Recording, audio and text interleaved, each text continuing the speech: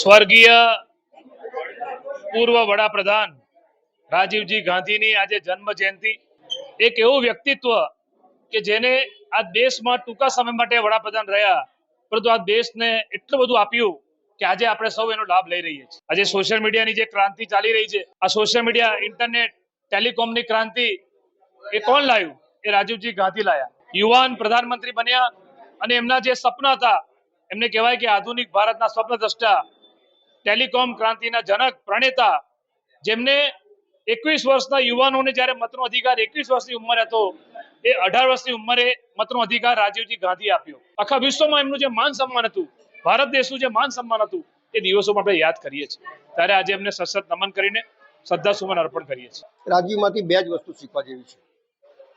એક, સચ બોલો और सच बोलने से नहीं डर। સાચું બોલો અને સાચું બોલ્યા પછી કર્યું નહીં।